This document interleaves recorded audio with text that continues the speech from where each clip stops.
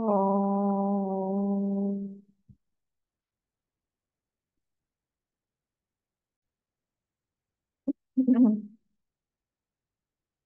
ओम।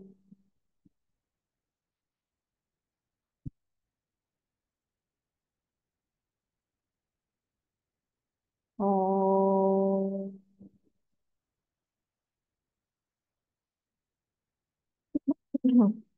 ॐ सहना भवतु सहनौ भुनक्तु सह वीर्यं करवावहै तेजस्विनावधीतमस्तु मा विद्विषावहै। ॐ शान्ति शान्ति शान्तिः। वक्रतुण्ड महाकाय सूर्यकोटि समप्रभ निर्विघ्नं कुरु मे देव सर्वकार्येषु सर्वदा। सरस्वती नमस्तुभ्यं वरदे कामरूपिणि विद्यारम्भं करिष्यामि सिद्धिर्भवतु मे सदा। गुरुर्ब्रह्मा गुरुर्विष्णुः गुरुर्देवो महेश्वरः गुरुरेव परं ब्रह्म तस्मै श्रीगुरवे नमः। सदाशिवसमारम्भां शङ्कराचार्यमध्यमाम् अस्मदाचार्यपर्यन्तां वन्दे गुरुपरम्पराम्। श्रुतिस्मृतिपुराणानाम् आलयं करुणालयं नमामि भगवत्पाद शङ्करं लोकशङ्करं। समस्तजनकल्याणी निरतं निरतं करुणाय करुणामयम्। नमामि चिन्मयं देवं सद्गुरुं ब्रह्मविद्वरं सद्गुरुं ब्रह्मविद्वरम्।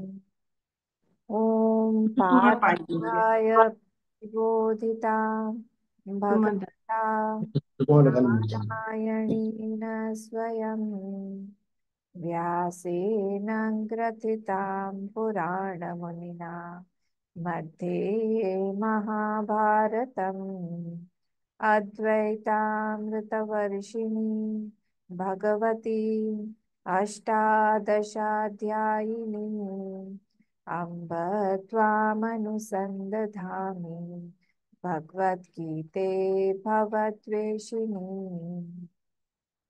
नमोऽस्तु ते व्यासविशालबुद्धे तुल्लारविन्दायतपत्रनेत्र येन त्वया भारततैलपूर्णः प्रज्वालितो ज्ञानमयप्रदीपः प्रपन्नपारिजाताय स्तोत्रवेत्रैकपाणैः ज्ञानमुद्राय कृष्णाय गीतामृतदुहे नमः। सर्वोपनिषदो गावः दुग्धा गोपालनन्दनः पार्थो वत्स सुधीर्भोक्ता दुग्धं गीतामृतं महत्। वसुदेवसुतं देवं कंसचाणूरमर्दनम् देवकी परमानन्दं कृष्णं वन्दे जगद्गुरुं कृष्णं वन्दे जगद्गुरुं। सब लोग कोशिश करिएगा अपने आप को म्यूट रखें। जब बोलना है तब आप लोग खोल दीजिएगा। यहाँ पे हम लोग प्रैक्टिस करेंगे ना, इसीलिए मैंने रखा, नहीं तो मैं यहाँ पे आप लोगों को यहीं से कर देती। तो हम लोग अब 13 चैप्टर शेयर कर रहे हैं। आज हमारा 13 श्लोक होगा। ओम श्री परमात्मने नमः। अथ अथ त्रयोदशोऽध्यायः। श्री भगवानुवाच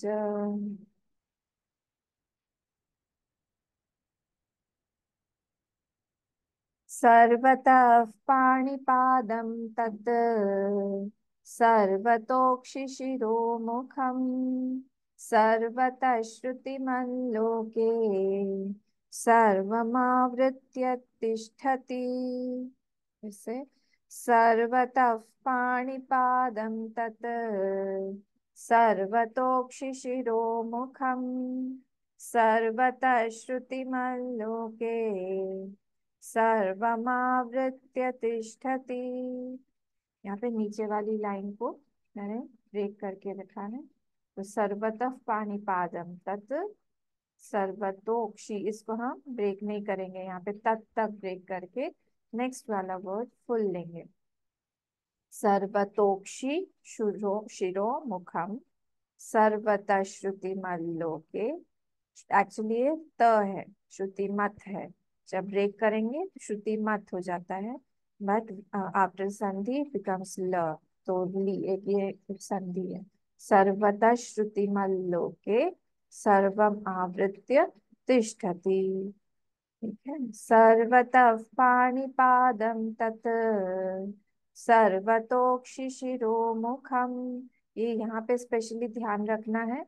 सर्वतोक्षिशिरोमुखम ये गलत हो जाएगा यहाँ पे, क्योंकि रस्व क्षी है, रस्व ई है यहाँ।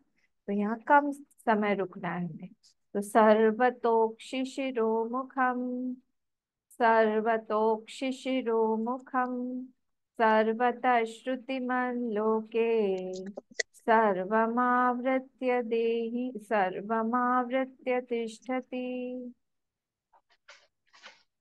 ठीक है, कौन बोलेगा? मैं बोलूँ अम्मा? हाँ बोलिए आप। सर्वतः पानि सर्वतः पाणिपादं तत् सर्वतो शिशिरोमुखम् सर्वतः श्रुतिमल्लोके सर्वम् आवृत्य तिष्ठति। अच्छा, एक चीज अब हम मैं बताना भूल गई यहाँ पे।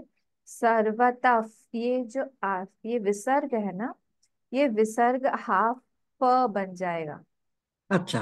हाफ प। तो सर्वतः। सर्वतः, हाँ, और नीचे ये आधा श बन जाए। सर्वतः श्रुतिमन लोके सर्वतः श्रुतिमन लोके। तो यहाँ पे ऊपर आधा फ बनेगा और नीचे नीचे आधा श बनेगा, श। अब फिर से बोलिए। सर्वतः पाणिपादं तत् सर्वतो शिशिरोमुखम् सर्वतः श्रुतिमल्लोके सर्वमावृत्य तिष्ठति। Very good. मम्मी पढ़ू। हाँ पढ़िए।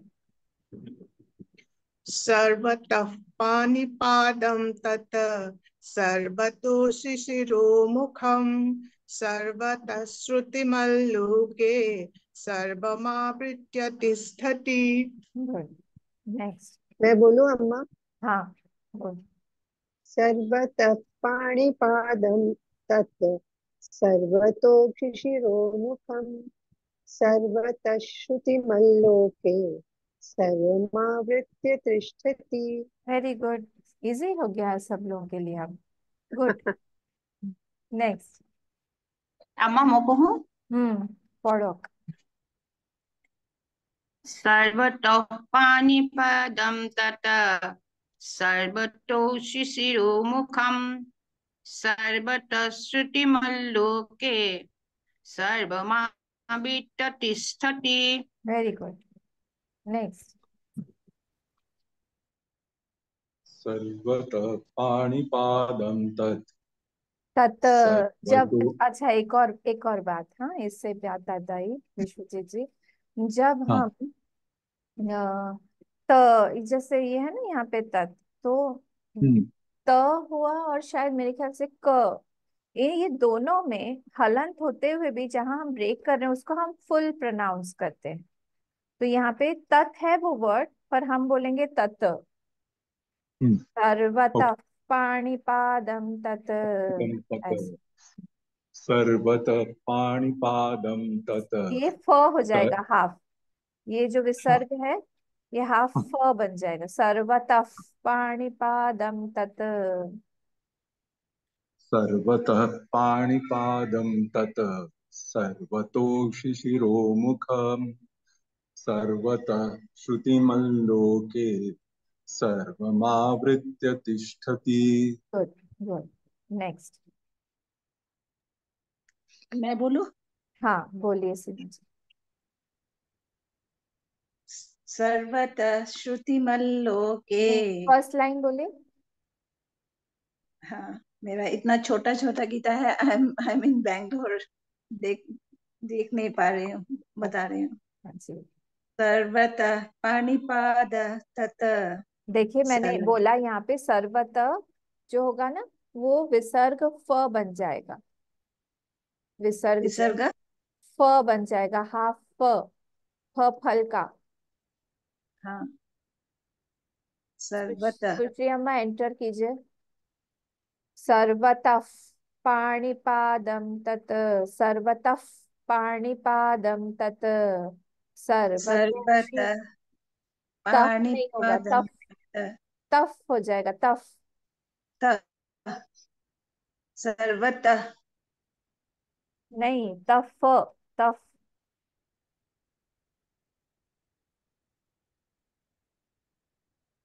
नहीं आ रहा है। सर्वतः पाणिपादं तत। देखिए मैं फिर से समझा रही हूँ आपको। स्क्रीन पे देखिए।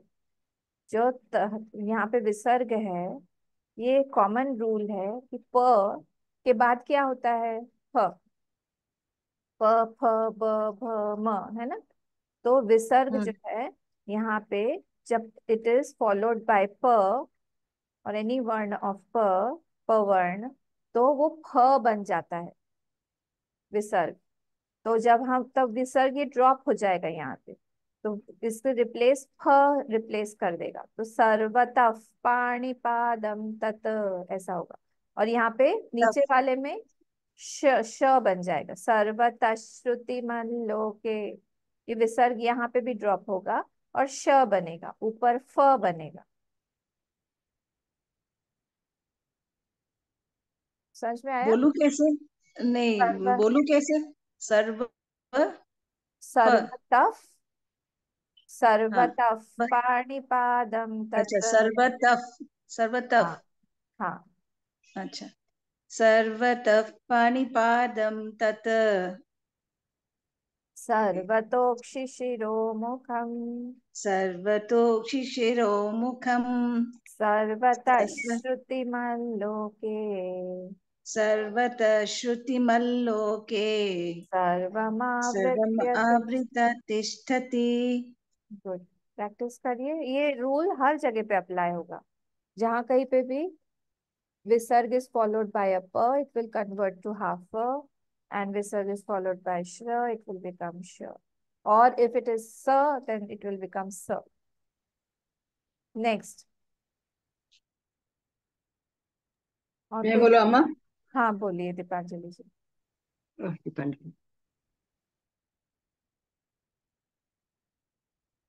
आप म्यूट हो गई हैं दीपांजलि जी। सर्वतः पाणिपादं तत् सर्वतोक्षिशिरोमुखम् सर्वतः श्रुतिमल्लोके सर्वमावृत्य तिष्ठति। हाँ गुड। नेक्स्ट। अम्मा আমি বলছি हाँ सर्वतः पाणिपादं तत् सर्वतः शिशिरोमुखं सर्वतः श्रुतिमल्लोके सर्वत्र तिष्ठति। ठीक है। नेक्स्ट। आप लोग म्यूट मैं हो बोलो। रही हैं। हाँ मैं बोलो अम्मा।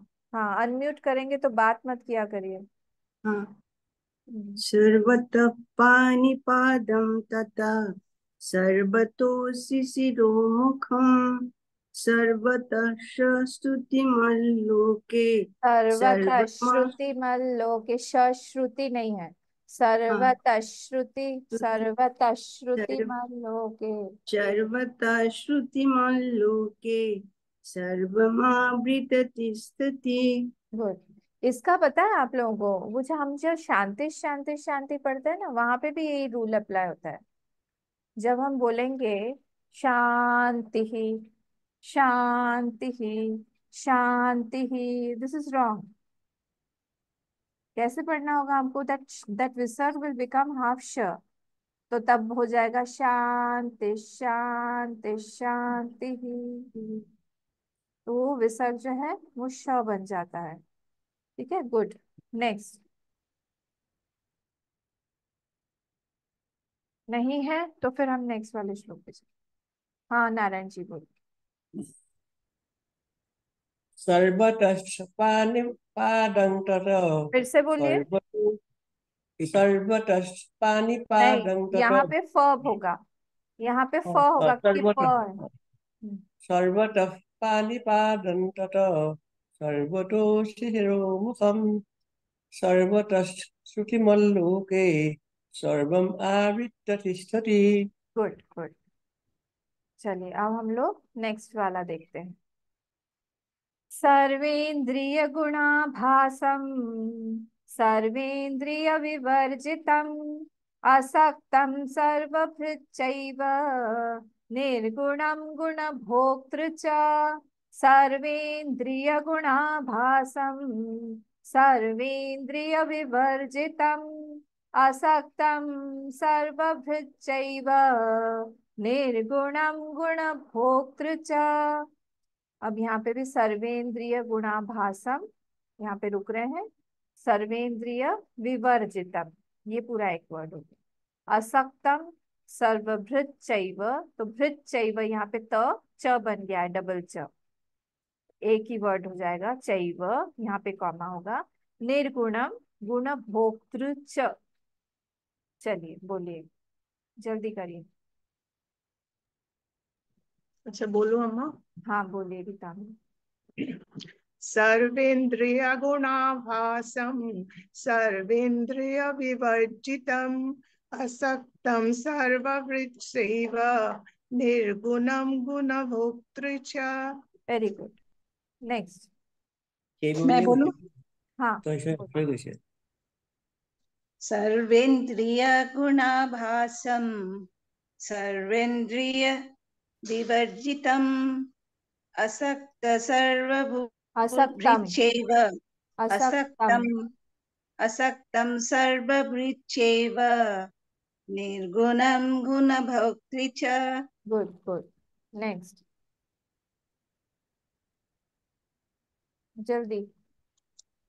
सर्वेन्द्रिय गुण सर्वेन्द्रिय गुणाभासं सर्वेन्द्रिय विवर्जितम् असक्तं सर्वभृच्छैव भृच्चैव निर्गुणं गुणभोक्तृ च। Very good. नेक्स्ट। मैं बोलूं?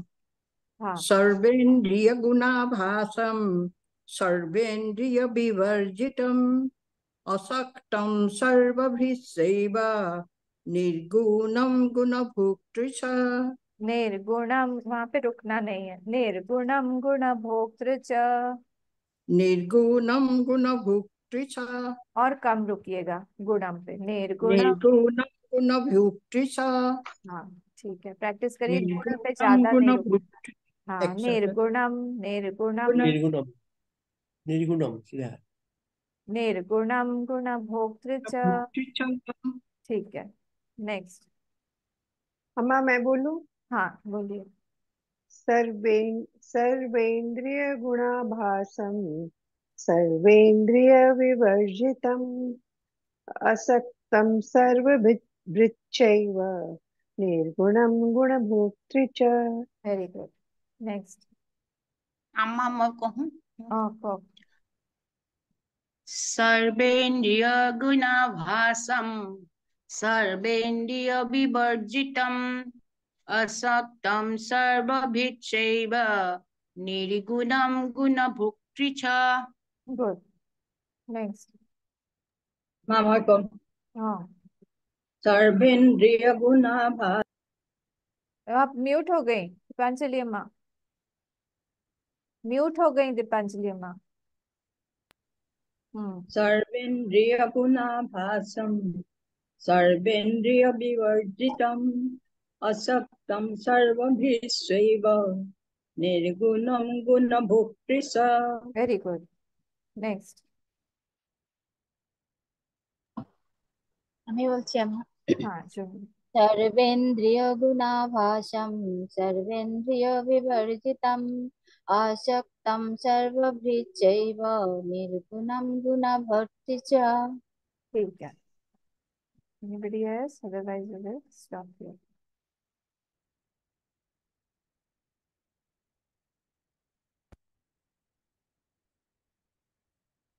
ठीक है, हम शुरू करते हैं हमारा एक्सप्लेनेशन।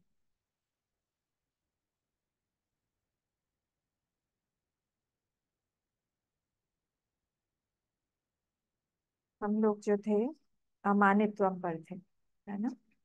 श्लोक नंबर 7, इसको आज हम लोग पूरा करने की कोशिश करते हैं।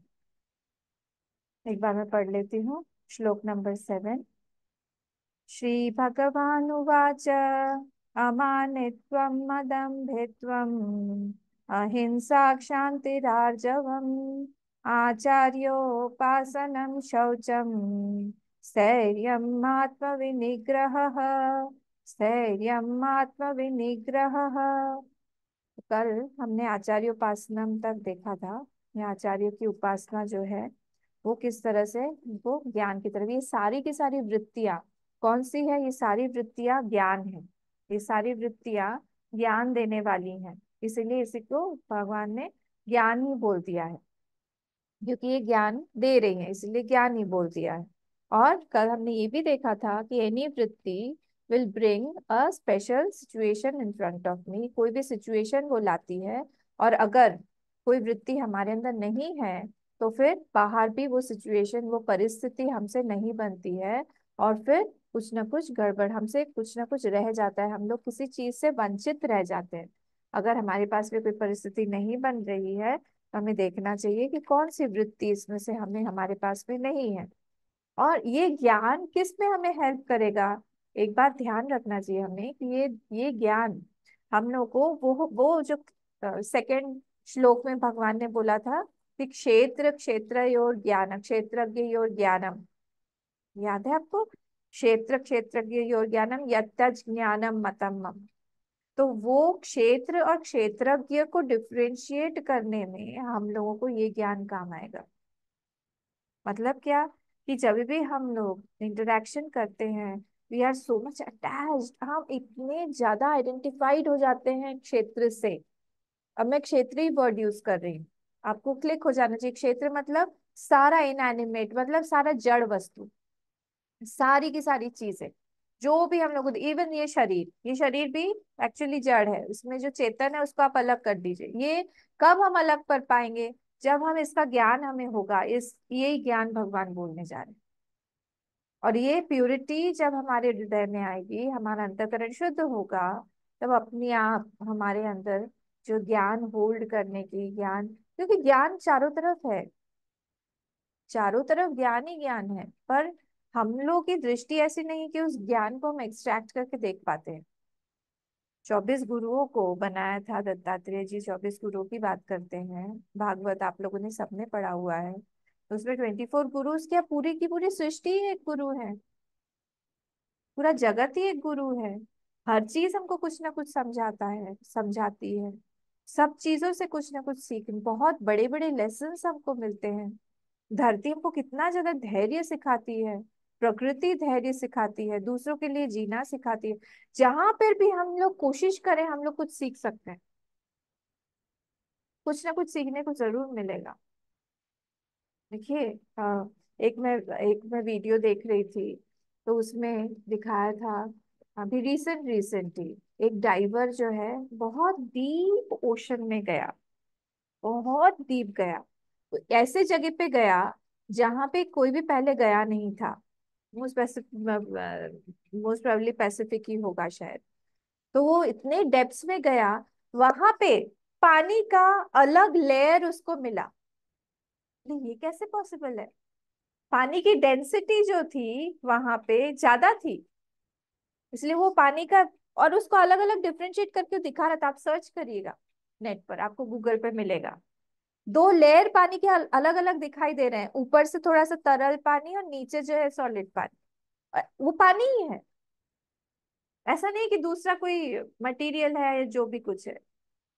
पानी में भी डेंसिटी अलग, जो हम लोग प्रूफ करने जाते करते हैं कि न, जो H2O जो है, दो हाइड्रोजन का और एक ऑक्सीजन का मॉलिक्यूल मिला देने पर में वाटर होता है, वो तो हमने अभी बनाया। पता नहीं क्या क्या ज्ञान ऐसा ऐसा है सृष्टि में, जो कि अभी भी हमारे पर्दे के पीछे है, जो हम लोग को लगता है कि हम बहुत बड़े साइंटिस्ट हैं, ज्ञानी हैं, हम लोग अपने आप को बहुत ह्यूमन बींग्स मान के बहुत बड़ा समझते हैं, पर बहुत सारी परतें खुली हुई नहीं हैं, और हमको लगता है कि हम बहुत इंटेलिजेंट हैं, हमसे बढ़कर कौन है, कोई है ही नहीं। जब ये सारी चीजें देखने को मिलती है संसार में, तब समझ में आता है कि कोई एक ऐसा इंटेलिजेंट बैठा हुआ है जिसने सृष्टि का निर्माण किया हुआ है, और जो सृष्टि का संचालन एकदम परफेक्ट रूप से करता है, एक भी रूल वहां पे क्लैश नहीं होता है। हम एक रूल बनाते हैं, अगले दिन ही हमारा वो वाला रूल हमारा जो है हम फॉलो नहीं कर पाते। एक दिन हम रूल बनाते हैं कि हम सुबह 5 बजे उठ के वॉक पे जाएंगे, उसी दिन हमारा पेट खराब हो जाए, उसी दिन लगेगा कि पैर में दुख रहा है, कहीं ना कहीं से कुछ पैर में ऐसी चीज आ जाएगी कि आहा, पैर नीचे ही नहीं रखा जा रहा है, या मन करेगा कि आज नहीं कल चलते हैं, या बारिश आ जाएगी, आजकल तो रोज बारिश ही आ रही है। हमारा ही रूल हम बनाते हैं खुद, और हम ही फॉलो नहीं कर पाते उस चीज को। और भगवान के साथ ऐसा नहीं है। इतने सारे प्लैनेट्स, इतने सारे गैलेक्सीज, इतने सारे उसमें देश, इतने सारे उसमें लोग, हर जगह के अलग अलग रूल्स, सब जगह के अलग अलग पॉपुलेशन, दिखने में अलग अलग लोग, सोचिए आप, पर फिर भी उनका एक भी रूल क्लैश नहीं करता है। कहीं पे भी ऐसा नहीं लगता कि ये वाला रूल बना दिया भगवान ने, ये तो पूरा ही नहीं हो पाया। एकदम परफेक्ट रूल ऐसा बैठता है कि वो परफेक्ट एकदम रूल हम लोगों को फॉलो करना ही पड़ेगा। करवाते भी हैं वो पावर भी है उनके पास। ईश्वर, जिसका हम लोग केनोपनिषद में हम पढ़ रहे थे भाष्य में, अभी जो कंप्लीट हुआ हमारा, कि क्या कौन है वो ईश्वर, रिवाइज करिएगा मॉर्निंग क्लास वाले। वो ईश्वर जो कि रूल बनाए, और जो कि रूल को शासन उसको इम्प्लीमेंट भी करवाए। ऐसा नहीं रूल बना के रख दिया, हमारी तरफ कोई देखता ही नहीं है, वो रूल हमने बनाया हुआ है, इतने बजे सबको घर आना है, पर सब अपने टाइम से आते हैं, वो नहीं बोला गया है। जो रूल एक बार बना दिया, वो रूल फॉलो भी करना, करवाना, वो भगवान का ही दायित्व है, और वो करवाते हैं, और नहीं तो पनिश करते हैं उस हिसाब से। तो ये जो देखा जाए, हम जो सृष्टि को हमने जो मिला दिया है, जड़ चेतन ग्रंथि पड़ी जाई, जिसको रामचरितमानस में बोला है कि वो ग्रंथि हमारे अंदर जो पड़ गई है, उसको अलग अलग करके देखना ही भगवान बोल रहे हैं, उसको मैं ज्ञान बोल रहा हूँ। उसको अलग करो, बहुत मिक्स हो गए हो, मिक्स करने की जरूरत नहीं है। तो यहाँ पे ये आचार्य उपासना जो कल हम लोग देख रहे थे, वहां जब आचार्य की उपासना करने लगते हैं हम, उपासना मतलब क्या, अपनी इच्छाओं को छोड़ना। एक जगह कहीं पे हम लोग मिल, देखिए हर जगह पे हर व्यक्ति नहीं छोड़ सकता है। हमारा ईगो बहुत ज्यादा है, हमारा अहंकार बहुत ज्यादा है, हम अपनी बात नहीं छोड़ पाते हैं। पर एटलीस्ट एक जगह इस पूरे संसार में हमारे पास में होना चाहिए जहाँ पे हम ईगोलेसली जा सके, हम पूरी तरह से सरेंडर कर सके कि आपकी इच्छा जो है वो सर्वोपरि होगी, हमारी इच्छा वहां पे नहीं चलेगी। आप जैसा बोलेंगे वैसा होगा, हमारी इच्छा बैक सीट पर है, आपकी इच्छा ड्राइवर सीट पर है, आप जैसा बोलेंगे हम वैसा करने के लिए तैयार हैं। कोशिश करेंगे हम, तकलीफ होगी हमको छोड़ने में initially, but I will try my best. हम कोशिश पूरा करेंगे कि हम आपके हिसाब से चले। क्यों, ये इच्छा कहाँ कैसे आती है? क्योंकि वो जो साधक है वो देखता है कि मेरे गुरु ने मुझे बहुत दिया है, मेरे गुरु ने मेरे लिए बहुत किया है, बहुत करुणा है उनमें। बहुत, मतलब संसार मुझे एक्सेप्ट नहीं करता अगर उसको मेरे दुर्गुणों के बारे में पता चल जाता, पर यहाँ पे एक स्थान है जिसने मुझे अनकंडीशनली एक्सेप्ट किया हुआ है, जिसके पास में मैं कंडीशनली नहीं जाता हूँ कि मैं कंडीशन रख के फिर मैं जाऊंगा तो ही वो मुझे अपनाएंगे, ऐसा नहीं है। मैं कैसा भी हूँ, गंदा हूँ, संधा हूँ, कैसा भी हूँ, गिरा हूँ, पड़ा हूँ, कितना भी हूँ, वो वाला भजन नहीं चलेगा यहाँ पे, मैली चादर ओढ़ के मैं कैसे द्वार तुम्हारे आऊं, वो सब नहीं है। द्वार तुम्हारे ही आऊंगा मैं, और मैं जाऊं कहाँ?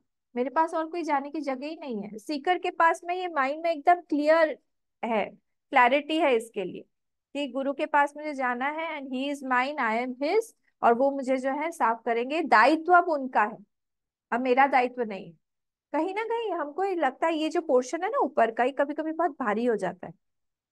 इसको रखने के लिए हमको कहीं किसी जगह की आवश्यकता पड़ती है, और वो गुरु चरण ही सबसे अच्छा है। वहां पे जाके रख दो और वहां पे बोल दो कि आप आपके पास में मैं ये मन अपना रख रहा हूँ, इसको आप ठीक करिए, इसको आप ठीक ठाक करके दीजिए। और तब वो करते हैं, तब वो करके उसको, इसको बोलते हैं आचार्य उपासना, कि हमने अपनी इच्छा छोड़ दी। किस लिए? हमने देखा कि आपने हमको कितना दिया हुआ है, जो संसार में और कोई नहीं दे पाएगा। जो संसार में अगर कोई देता भी है तो फिर वो कंडीशनली देता है, आपने अनकंडीशनली उसको दिया हुआ है।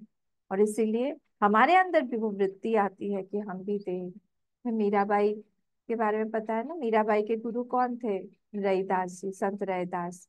रैदास जी जो थे वो थे कॉबलर।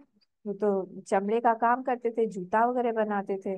पर उन्होंने, उनको कौन सा मंत्र, मंत्र भी उनको ऐसा दिया, मंत्र दे दिया उनको राम का, पायो जी मैंने राम रतन धन पायो। वो राम का दे दिया नाम, और जबकि वो कृष्ण भक्त थी।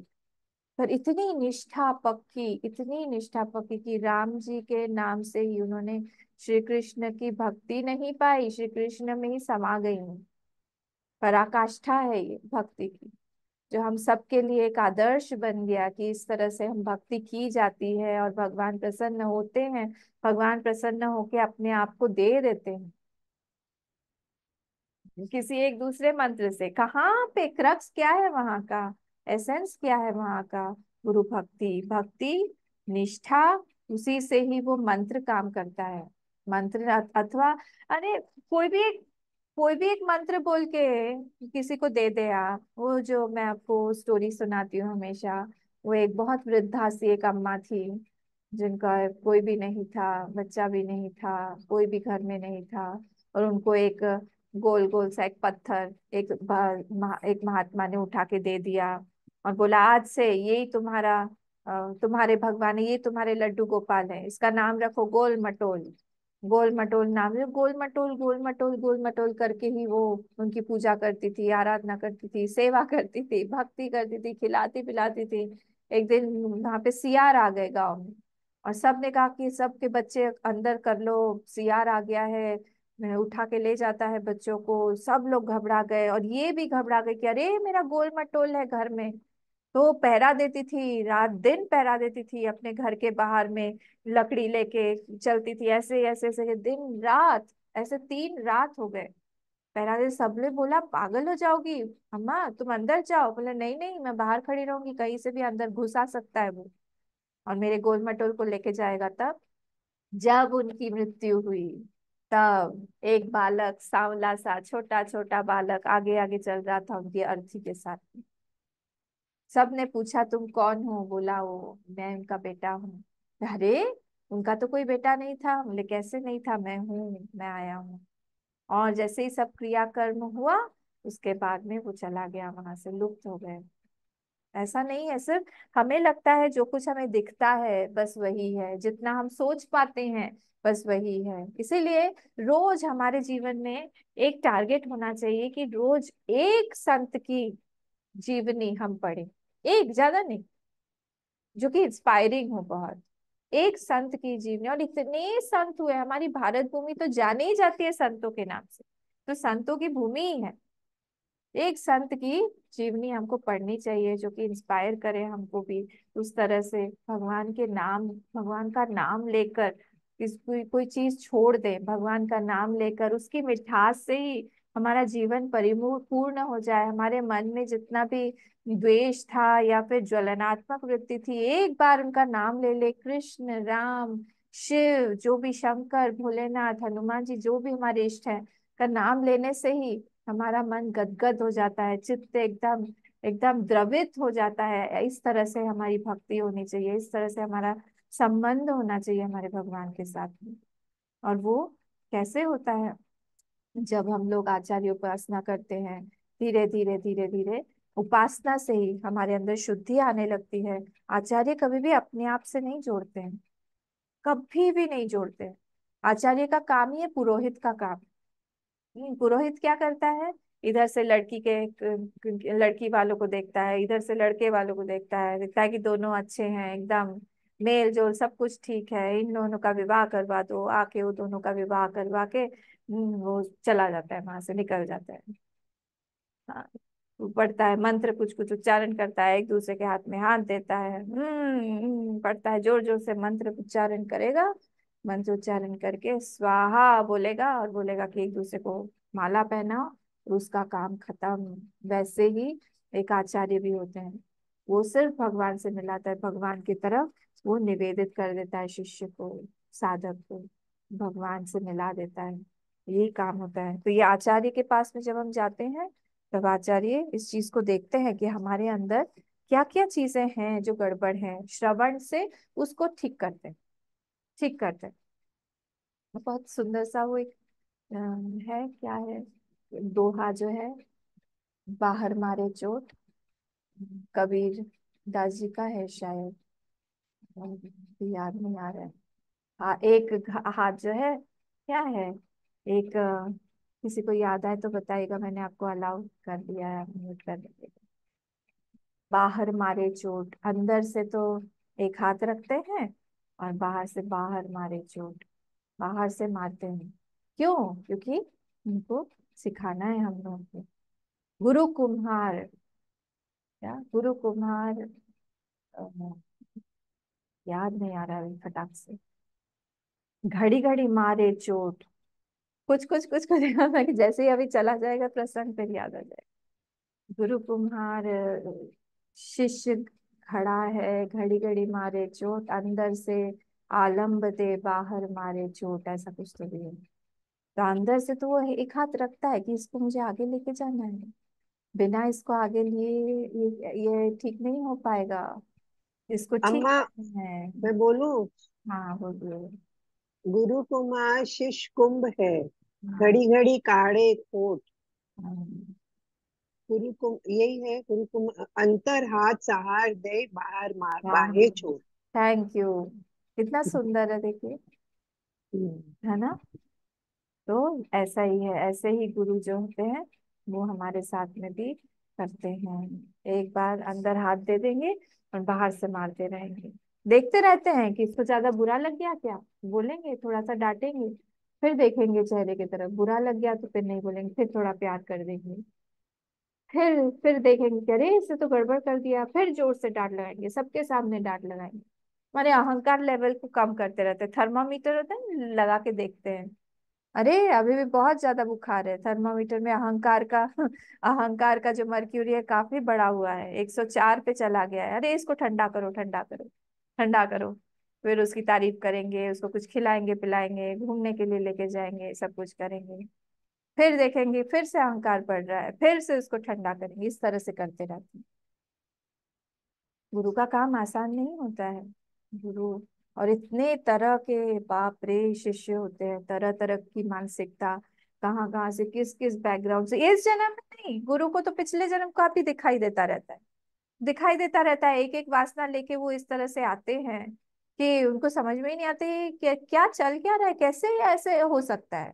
किसी के चलने का ढंग, किसी के बैठने का ढंग, किसी के बात करने का ढंग इतना अलग अलग है, लगता है कि कैसे इसको ठीक करें। नहीं तो ये भगवान से मिलने में इसको देर हो रही है, और कुछ नहीं, उनको उनको और कोई जल्दी नहीं है, उनको लगता है कि ये भगवान से जल्दी मिले। हाँ जी, और हाँ, तो हम लोग जो देख रहे थे इसमें कि आचार्योपासना, आचार्योपासना, अब क्या है आचार्योपासना वो भी हम लोगों ने देखा। तो आचार्योपासना जब हम लोग करते हैं, तो आचार्योपासना में धीरे धीरे श्रवणम होता है, श्रवणम के साथ में धीरे धीरे धीरे धीरे जो है हमारा ज्ञान होने लगता है, क्योंकि अंतःकरण की शुद्धि इसी से आने लगती है। अंतःकरण की शुद्धि जब आएगी, तब अपने आप ही क्या होगा, अपने आप ही हमारी चित्त शुद्धि होने होते होते फिर उसमें आ जाएगा, हमारा ज्ञान हो जाएगा। ठीक है, तो इस तरह से हमारा ये चलेगा। अब हम लोग आते हैं आचार्य उपासना के बाद में जो हमारा वर्ड है वो है शौचम। अमानित्वम मदम्भित्वम अहिंसा क्षान्तिरार्जवम आचार्योपासनम शौचम। तो अब ये शौचम देखेंगे हम। तो ये शौचम क्या है? शौचम जो वर्ड है, शौच जो है शुद्ध धातु से बना हुआ है।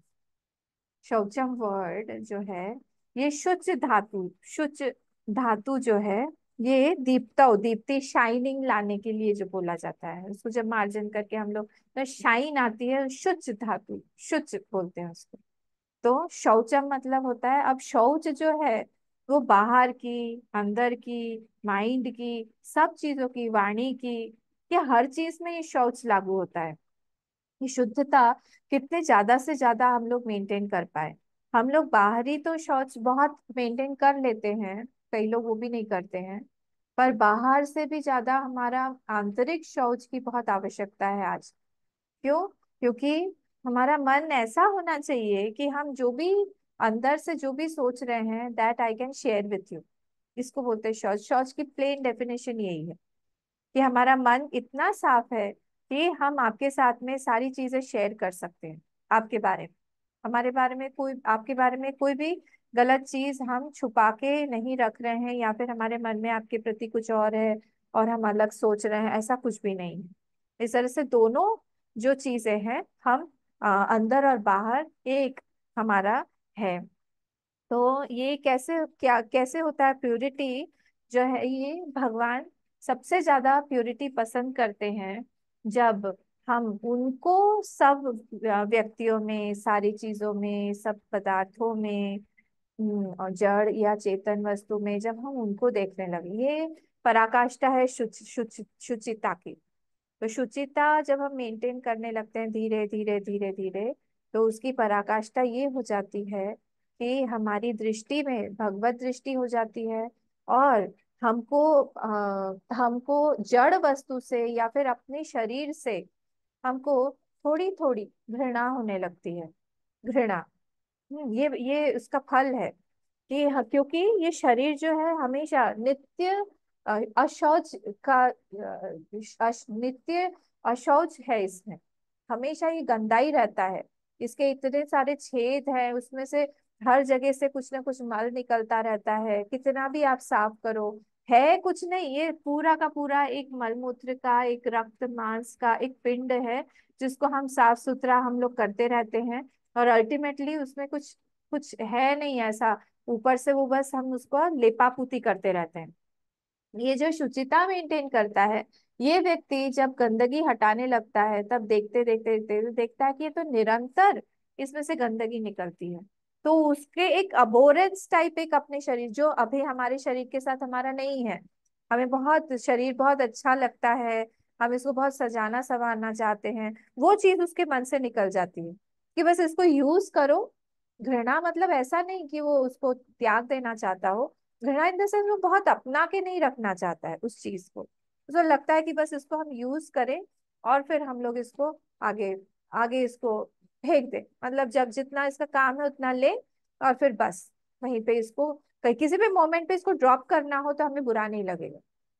जैसे एक पैकेट है गंदगी का, कहीं पे हमको ड्रॉप करना है उसको, बहुत देर से हम ले ली, जैसे हम ट्रैवल करते हैं तो घूमते हैं ले लेके, कचरे का पैकेट है, उसको हम कैसे रखते हैं कि जब भी मौका मिलेगा, अपॉर्चुनिटी आएगी, कचरे का डब्बा दिखेगा और उसको ड्रॉप कर दें। वैसे ही ये शरीर के साथ में भी जो शौच मानता है वो ऐसे ही करता है। अब गंदगी मतलब क्या होती है आपको पता है? अगर सपोज मेरा ये पूरा जो साड़ी है ये येलो है, इसके ऊपर सपोज एक काला धब्बा लग गया, एक काला एक स्पॉट आ गया, तो वो क्या कर रहा है?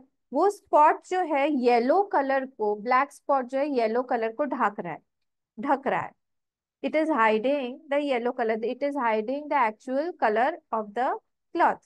तो वैसे ही जब हमारे अंदर में कोई भी impurity होती है, तो what does that impurity do? That impurity will hide some of my goodness।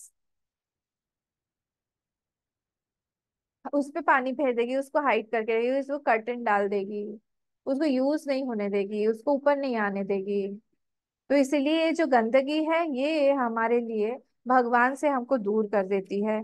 इसीलिए हम लोगों को कंटिन्यूअसली इस पे काम करते रहना चाहिए कि हम हमारे भगवान से हम दूर ना जाए।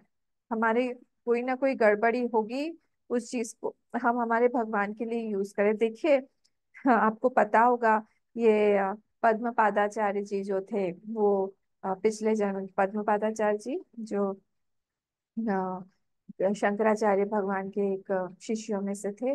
वो उनको एक कपालिक ने आके बोला, आपको पता होगी ये स्टोरी, मैंने कई बार बताई है कि आपके शंकराचार्य भगवान को एक कपालिक ने आके बोला कि आपका बलिदान देना है मुझे। मुझे एक अमावस्या की रात है कल, और मुझे एक नर बलि देनी है।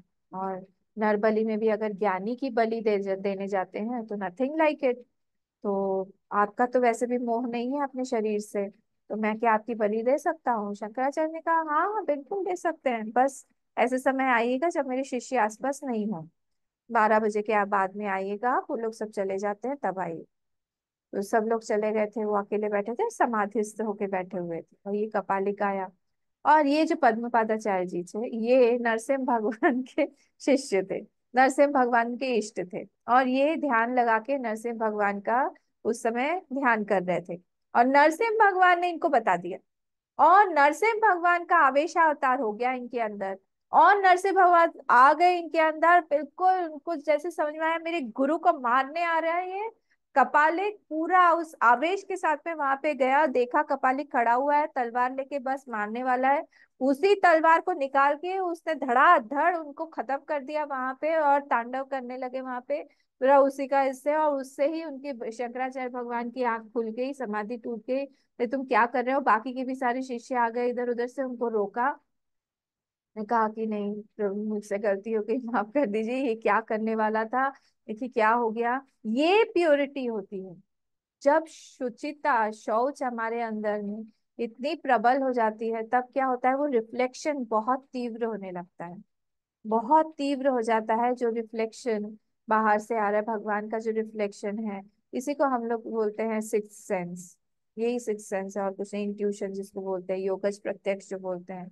ये वहां पे शाइनिंग शाइनिंग रिफ्लेक्शन का वो सरफेस है, वो सरफेस इतना क्लीन है कि जो वहां से रिफ्लेक्ट हो रहा है वही का वही जो ऑब्जेक्ट है वो डायरेक्ट रिफ्लेक्ट होता है। बिंब डायरेक्ट प्रतिबिंब में प्रतिबिंबित होता है वहां पे, कोई भी उसमें मैलापन नहीं आता है। तो इस तरह से उनको भी समझ में आ गया था ये बहुत। हम हम अपने हृदय को बना सकते हैं और बनाना चाहिए धीरे धीरे धीरे धीरे। कोई भी देखिए लिमिट नहीं, there is no limit to it. कितनी प्योरिटी हम लाए, इतनी प्योरिटी लाए कि हम आत्मा का साक्षात्कार ही हमें हो जाए, हमारे भगवान का साक्षात्कार ही हमें हो जाए। ये हमको ध्यान देना चाहिए। तो ये था हमारा शौचम। अब स्थैर्यम आत्म में 5 मिनट ज्यादा लूंगी क्योंकि हमारा आज गड़बड़ हो गया थोड़ा। स्थैर्यम आत्म विनिग्रह। स्थैर्यम, स्थैर्यम मतलब क्या? स्थैर्यम जो है ये बहुत बड़ी वृत्ति है। मतलब हाँ, आप सभी वृत्तियों को बड़ी बोल रहे हैं, एक्चुअली एवरी वृत्ति इज बिग। स्थैर्यम जो है इसमें स्थिरता, स्थिरता हर स्थान पे स्थिरता हमें बॉडी के लेवल पर चाहिए, स्थिरता हमें साधना के लेवल पर चाहिए, स्थिरता हमें इमोशनली चाहिए, स्थिरता हमें स्पिरिचुअली चाहिए। हर एक चीज में हमको स्थैर्य चाहिए। कैसे हम लोग देखते हैं, हम जब शरीर के साथ में स्थिर होते हैं, जब हम लोग जैसे बच्चों को हम लोग सिखाते हैं स्थिर आसन में बैठो, या फिर चैप्टर 6 में भी बोला गया है स्थिरम आसनम। तो जब स्थिर आसन पे हम लोग बैठते हैं तब क्या होता है, हमारा बॉडी जब स्थिर हो जाता है, बॉडी की जो वृत्तियां हैं वो भी स्थिर हो जाती हैं, बहुत ज्यादा चंचल होके इधर उधर नहीं भागती हैं। फिर वो एक तरफ कॉन्सेंट्रेट, एकाग्र, एकाग्र का मतलब क्या होता है, एकम अग्रेव। तो एक ही है आगे उसके, और कहीं वो उसका दूसरा इधर उधर ध्यान नहीं जा रहा है, तो एक ही को देख पा रहा है आगे, और तब जाके उसका एक एक ही ब्रह्माकार बोलो, इष्टाकार बोलो, या जो भी वो वृत्ति बनाना चाहता है उसमें वो स्थिरता आ जाती है। बहुत ज्यादा चंचल मन, बहुत ज्यादा चंचल मन बहुत ज्यादा चंचल शरीर को जन्म देगा। वृत्ति उसकी क्योंकि स्थिर नहीं है तो शरीर भी हिलता रहेगा, इधर उधर देखेगा, सिर हिलाएगा, आंखें स्थिर नहीं रहेंगी, कहीं भी जाएगा तो बंदर की तरह मरकट नयन बोलते हैं ना, बार बार बंदर जैसा इधर उधर देखता रहता है, ऐसे ऐसे देखता रहेगा, कहीं भी जाएगा, स्थिर नहीं बैठेगा। हाथ कभी सिर पे जा रहा है, कभी नीचे जा रहा है, कभी इधर है, कभी चीजों को छू रहे हैं। ये सब चीजें अध्यात्म में अच्छी नहीं मानी जाती है। तो स्थिर जितना एक पर्सन है उतना ज्यादा समझ में आता है कि उसका इवोल्यूशन उतना थोड़ा सा आगे बढ़ा हुआ है, स्थिर है वो व्यक्ति। जहाँ कहीं पे भी गया स्थिरता से, body language speaks a lot. आपके बॉडी लैंग्वेज में स्थैर्य होना बहुत जरूरी है। तो स्थैर्य जो है हमारे स्पीच में भी चाहिए। स्पीच में कैसे चाहिए? आपने एक चीज बोला, आज बोला, कल मुकर गए, परसों दूसरी चीज बोल दिया, नरसों तीसरी चीज बोल दिया, ऐसे नहीं होगा। एक ही चीज बोल रहे हैं तो एक ही चीज में वो कहाँ से आएगा? सटली वो इंटेलेक्चुअली इमोशनली जुड़ा हुआ है। तो इमोशनली स्टेबिलिटी बहुत जरूरी है। एक दिन हम बहुत खुश हो गए, क्षणे रुष्टे क्षणे तुष्टे, रुष्टे तुष्टे क्षणे क्षणे। ऐसा नहीं होना चाहिए कि हम क्षण में ही हम बहुत ज्यादा खुश हो गए, क्षण में ही हम बहुत ज्यादा दुखी हो गए। हमको पता नहीं आज शाम को हमारे साथ क्या होने वाला है, हम दुखी होंगे या सुखी होंगे।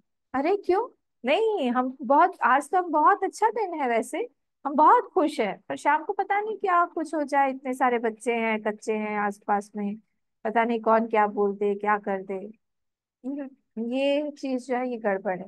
हमको हमारे मन के ऊपर पूरा पूरा कॉन्फिडेंस होना चाहिए कि बाहर की परिस्थिति कैसे भी हो अंदर की परिस्थिति मेरी गड़बड़ नहीं हो सकती है। अंदर की परिस्थिति को हम वश में करके रखें।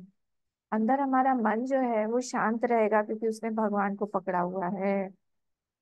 उसका अगर मन उसकी बात नहीं सुनता है, इसका मतलब है कि वो मन एक लाइबिलिटी है उसके ऊपर। मतलब क्या?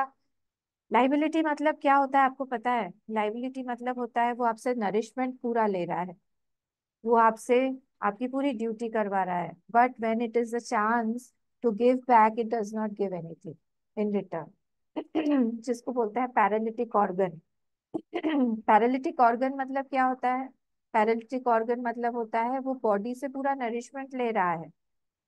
आप कोई पैरालिसिस है, जैसे साइड में लकवा मारा हुआ है, तो वो नरिशमेंट पूरा बॉडी से ले रहा है, पर नरिशमेंट लेते हुए भी वो वहां पे इन रिटर्न कुछ दे नहीं पाएगा, वो सर्विस कुछ नहीं प्रोवाइड कर पाएगा। ऐसे लाइबिलिटी है ऐसा एक मन, जो मन हमारा सुनता नहीं है, जिसके अंदर स्थैर्य नहीं है। बहुत खराब चीज है ये। तो मन अगर हमारी बात नहीं सुने तो उसको धीरे धीरे टेम करना पड़ता है। जैसे घोड़े के लगाम को हम टेम करते हैं, पकड़ पकड़, कभी ढीला छोड़ते हैं, कभी हम लोग टाइट कर देते हैं, कभी फुसला के घास खिलाएंगे, कभी गुड़ चना खिलाएंगे, कभी विप करेंगे। उस तरह से इस मन को भी हम लोग को करना पड़ेगा, स्थैर्य में लाना पड़ेगा। आखिर में क्या करना है? इस मन से ही हमको भगवान से प्रेम करना है। भगवान के प्रेम के बिना हम लोग हमारी साधना में आगे तो बढ़ नहीं सकते हैं। तो सबसे पहले इस मन को प्रेम के लायक बनाना होगा कि प्रेम उसमें आए। आता ही नहीं है, संसार के प्रति भागता है, कर्म में भागेगा। पता नहीं कर्म में उसको इतना क्या दिखता है कि वो कर्म की तरफ इतना भागता रहता है। सेल्फ ग्रेटिफिकेशन मिलेगा उसको, कहीं ना कहीं उसका कोई काम जो है उसको दिखाई देगा, लोगों को दिखाई देगा, कुछ करना चाहेगा। ये सारी की सारी चीजें ये क्या है? ये वून्स हैं बोलेंगे हम, पस है उसके मन के अंदर, जिसको उसको क्लीन करना है, जिसको उसको बताना है कि नहीं, तुम अब धीरे धीरे जो है भगवान के लिए काम करो। कर्म को धीरे धीरे कम करके भगवान की भक्ति करो, भगवान की पूजा करो, उसमें जाओ। बहुत काम कर लिया है तुमने, जीवन भर काम ही करते रहे हो, काम कर करके कुछ भी नहीं पाया है, भगवान को पाओ। ये सब चीजें जब हम बताएंगे तब वो धीरे धीरे उसके अंदर में प्रेम आएगा। और जब प्रेम आता है, अब मन के अंदर क्या है? स्थैर्य। वो प्रेम अगर उसके मन में आ गया, उस प्रेम को वो कभी नहीं छोड़ेगा। जहां कहीं पे भी हमने पकड़ लिया मन को, मन के अंदर में किसी के लिए हमने स्थान दिया है अगर, ये चीज हमें राम जी से सीखनी चाहिए। राम जी ने माँ कैकेयी को स्थान दिया। माँ कैकेयी का स्थान जब उन्होंने दिया, चाहे कुछ भी हो जाए, माँ कैकेयी का स्थान वापस नहीं लिया। ये उनका माइंड है। उन्होंने कितना कुछ भी कर लिया पर फिर भी जो स्थान उन्होंने अपनी माँ को दिया हुआ है वही स्थान से ही उन्होंने फिर वापस भी जब आए, सबसे पहले उन्हीं के चरण पखारे, चरण उन्होंने उन चरणों में प्रणाम किया, सिर झुका के उन्हीं के महल में सबसे पहले गए, उन्हीं को ही पहले सबसे पहले माँ का स्थान दिया। ये राम जी से सीखने की चीज है। तो ये हो गया हमारा माइंड के लेवल पर। हमको माइंड को ट्रेन करना है स्थैर्य में, कि पकड़ लिया है, एक जगह पे पकड़ा है, बस उसी को पकड़े रहो, उसको छोड़ो मत। छोड़ना बहुत आसान है, पकड़े रहना ही मुश्किल है। और डिवोशनल स्टेबिलिटी, जहाँ पे भी हमारा एक डिवोशन है, हमको भगवान श्री कृष्ण अच्छे लगते हैं, या फिर हमको हनुमान जी अच्छे लगते हैं, या फिर हमें गणेश जी अच्छे लगते हैं, जहाँ पे भी हम वहां पे स्थैर्य बना के रहे। इधर से उधर, उधर से इधर, इधर से उधर नहीं। हमारे घर में बहुत ज्यादा आजकल देवी माँ की पूजा हो रही है, तो हम भी शिफ्ट कर रहे हैं देवी, अभी हमारा देवी माँ का टाइम चल रहा है। ये सब गलत बातें हैं। अगर आपने एक बार अपने इष्ट को मान लिया कि आपकी इष्ट वही है, फिर आपको कुछ भी करके वहां पे चेंज नहीं करना चाहिए। तो ये हमारी पूजा आराधना जो भी हम कर रहे हैं, उसमें भी स्टेबिलिटी लाना चाहिए। हम एक माला कर रहे हैं, अगर मिनिमम एक माला हम रोज कंटिन्यू करें, रोज बढ़ाना है तो हम बढ़ाए, पर वो एक माला हम कंटिन्यू करें। कोई भी एक साधना जो है वो पकड़ के रखनी चाहिए, उसको छोड़नी नहीं चाहिए, चाहे कुछ भी हो जाए, कि हम इसको करते रहेंगे, रोज करेंगे, टाइम मिले चाहे नहीं मिले, रात में भी। मैं बताती हूँ ना, मेरी एक चिक फ्रेंड थी, उसकी शादी हुई थी, इंदौर की बात है। शादी के दिन रात में, उन लोग पंजाबीज हैं, तो रात में उन लोगों की 12-1 बजे शादी होती है। उसके बाद में, शादी के बाद में वो गई अपने रूम में, और उसने अपना जप कंप्लीट किया, 1-1.5 घंटे तक पूरा जप कंप्लीट करके फिर वो जाके सोने के लिए गई। का हैट्स ऑफ इस तरह से। ये होती है निष्ठा। आज तक भी उसकी निष्ठा जो है ऐसी पक्की, ऐसी दृढ़ है, उसने जब पूजा एक दिन भी अपने जीवन में नहीं छोड़ा। ये सीखने वाली बातें हैं सारी। और चीजें तो बाहर होती रहेंगी, आती जाती रहेंगी, चीजें आएंगी, चीजें जाएंगी, लोग आएंगे, परिस्थिति बदलेगी, सब होगा। पर एक जगह पे हमारी आस्था जो है, अगर हमने पकड़ लिया उस चीज को, वहां पे बदलनी नहीं चाहिए। कंटिन्यूटी जो है, उसी से ही हमको बड़ा फल मिलता है। Continuity for a long time और विदाउट एनी गैप। इंटरमिटेंट हो जाएगा तो फिर गड़बड़ हो जाएगा, कि हम एक दिन कर रहे हैं, 5 दिन छोड़ दिया, फिर 2 दिन कर लिया, फिर कर लिया, उससे गड़बड़ हो गया। छोटा छोटा करें, हम एक ही माला करें, but every day for a long time, that makes a difference. बहुत लंबे समय के लिए करें। तो ये हमारा stability at the devotional level. और बाकी तो मैंने बताया, गुरु के लेवल पर हुआ, बहुत जगह पे स्टेबिलिटी हम लोग को चाहिए, स्थैर्य हम चाहिए। अगर स्थिरता नहीं है, तो फिर हमारी साधना जो है वो इनकम्प्लीट रह जाएगी। तो आज मैंने 10 मिनट ज्यादा ले लिया आप लोगों को, टाइम वहां पे गड़बड़ हो गया था। और इसको हम लोग स्थैर्य आत्म विनिग्रह जो है, ये जो लास्ट वर्ड है, आप लोग याद कर रहे हैं ना? याद करिएगा, ये 7 to 11 मैं सुनूंगी आप लोगों से एक दिन। 7 to 11 कोशिश करिएगा, ये ज्ञानम जो है ये याद करें हमारा, जब तक ये हो रहा है, कि मैं भी टाइम ले रही हूँ, तब तक याद हो जाएगा। अमानित्वम अदम्भित्वम, फिर अहिंसा क्षांतिरार्जवम, आचार्योपासनम शौचम, स्थैर्यम आत्मविनिग्रह। एटलीस्ट ये वाला श्लोक याद करिए। आत्मविनिग्रह जो है, इसको हम कल देखेंगे। कल तो है हमारे पास में सैटरडे, तो हम इसको कल देखेंगे। ओम पूर्णमदः पूर्णमिदं पूर्णात् पूर्णमुदच्यते, पूर्णस्य पूर्णमादाय पूर्णमेवावशिष्यते। ओम शांति शांति शांति। हरि ओम। श्री गुरुभ्यो नमः। हरि ओम।